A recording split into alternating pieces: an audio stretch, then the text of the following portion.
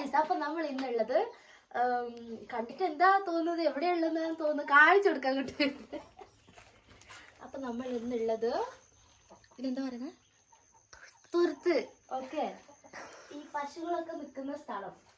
അപ്പൊ ഇതിലോട്ട് പോകുമ്പോ നമ്മൾ ഒന്ന് ശ്രദ്ധിക്കാന്ന് വെച്ചാല് വൈകി വീഴരുത്. അപ്പൊ വൈകി വീണാൽ വഴുക്കി വീഴരുത്.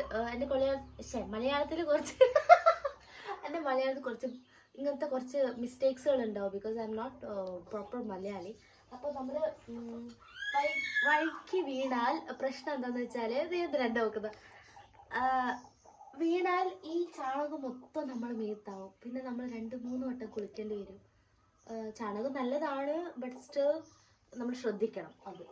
അപ്പോൾ ഞാൻ എൻ്റെ ലൈഫിൽ ആദ്യമായിട്ടല്ല, ഒരു 2 വട്ടമായിട്ട് നമ്മളിപ്പോൾ ചാണകത്തിന് കോരാൻ പോകുന്നു ഗൈസ്. അപ്പോൾ നമുക്ക് ഈ ചാണകം എങ്ങനെയാണ് സൂക്ഷിച്ച് കോരേണ്ടത് നമുക്ക് നോക്കാം. ആദ്യം തന്നെ എനിക്ക് അറിയത്തില്ല, നീ ഇരിക്കേ, നല്ല ഇരിക്കേ, ക്യാമറ എടുത്തോണ്ടിരിക്കണേ. അപ്പൊ നമുക്ക് ചാണകം കോരാം. ഓക്കെ ഗൈസ്, സൂക്ഷിക്കണം എന്ന് വെച്ചാല് സൂമാക്കടി സൂം.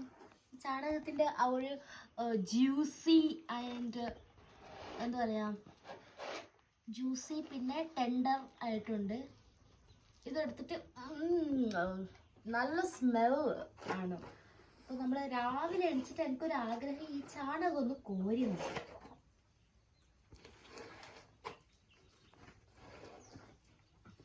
നിങ്ങളൊരു അമ്മയാവാൻ പഠിക്കുന്നതാണെങ്കിൽ നമ്മൾ കുട്ടികളുടെ ഈ